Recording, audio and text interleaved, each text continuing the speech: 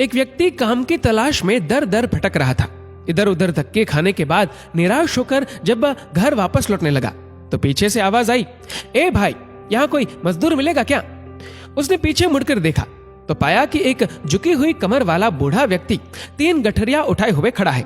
उसने कहा, हाँ बोलो, क्या काम है? मैं ही मजदूरी कर लूंगा। बुजुर्ग व्यक्ति बोला, मुझे रामगढ़ जाना है, 2 गठरिया मैं उठा लूंगा, पर मेरी तीसरी गठरी भारी है। इस गठरी को तुम रामगढ़ पहुंचा दो, मैं तुम्हें 2 रुपए दूंगा। बोलो, काम मंजूर है? ठीक है, चलो। आप बुजुर्ग हैं, आपकी इतनी मदद करना तो यूं भी मैं अपना फर्ज समझता हूं। इतना कहते हुए गठरी उठाकर अपने सिर पर रख ली, किंतु गठरी रखते ही उसे इसके भारीपन का एहसास हुआ। उसने बूढ़े से कहा, ये गठरी तो काफी भारी लगती है।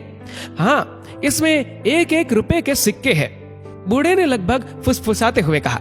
उसने सुना तो सोचा, होंगे, मुझे क्या, मुझे तो अपनी मजदूरी से मतलब है। ये सिक्के भला कितने दिन चलेंगे? तभी उसने देखा कि बूढ़ा उस पर नजर रखे हुए है। उसने सोचा कि ये बूढ़ा जरूर ये सोच रहा होगा, कहीं ये भाग तो नहीं जाएगा। पर मैं तो ऐसी बेईमानी और चोरी करने में विश्वास नहीं करता। मैं सिक्कों के लालच में फंसकर किसी के साथ बेईमानी नहीं करूंगा। चलते चलते आगे एक नदी आ गई। वह तो नदी पार करने के लिए झट से पानी में उतर गया, पर बूढ़ा नदी के किनारे खड़ा रहा। उसने बूढ़े की ओर देखते हुए पूछा, क्या हुआ? आखिर रुक क्यों गए? बूढ़ा आदमी हूं, मेरी कमर ऊपर से झुकी हुई है, 2-2 गठरियों का बोझ नहीं उठा सकता, कहीं मैं नदी में डूब ही ना जाऊं। तुम 1 गठरी और उठा लो, मजदूरी की चिंता न करना, मैं तुम्हें 1 रुपया और दे दूंगा। ठीक है, लाओ, पर इसे लेकर कहीं तुम भाग तो नहीं जाओगे? क्यों भला, मैं क्यों भागने लगा? भाई, आजकल किसी का क्या भरोसा, फिर इसमें चांदी के सिक्के जो है। मैं आपको ऐसा चोर बेईमान दिखता हूं क्या? बेफिक्र रहे, मैं चांदी के सिक्कों के लालच में किसी को धोखा देने वालों में से नहीं हूं। लाइए, ये गठरी मुझे दे दीजिए। दूसरी गठरी उठाकर उसने नदी पार कर ली। चांदी के सिक्कों का लालच भी उसे डगमगा नहीं पाया। थोड़ी दूर आगे चलने के बाद सामने पहाड़ी आ गई। वह धीरे धीरे पहाड़ी पर चढ़ने लगा, पर बूढ़ा अभी तक नीचे ही रुका हुआ था। उसने कहा, आइए ना, फिर से रुक क्यों गए? बूढ़ा आदमी हूं, ठीक से चल तो पाता नहीं हूं, ऊपर से कमर पर 1 गठरी का बोझ और उस पर भी ऊपर पहाड़ की दुर्गम चढ़ाई। तो लाइए, ये गठरी भी मुझे दे दीजिए, बेशक, और मजदूरी में मत देना। पर कैसे दे दूं? इसमें तो सोने के सिक्के हैं, और अगर तुम इन्हें लेकर भाग गए तो मैं बूढ़ा तुम्हारे पीछे भाग भी नहीं पाऊंगा। कहा ना, मैं ऐसा आदमी नहीं हूं।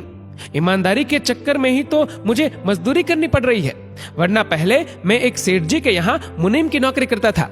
सेठ जी मुझसे हिसाब में गड़बड़ करके लोगों को ठगने के लिए दबाव डालते थे। तब मैंने ऐसा करने से मना कर दिया और नौकरी छोड़कर चला आया। उसने यूं अपना बड़प्पन जताने के लिए गप हाँकी।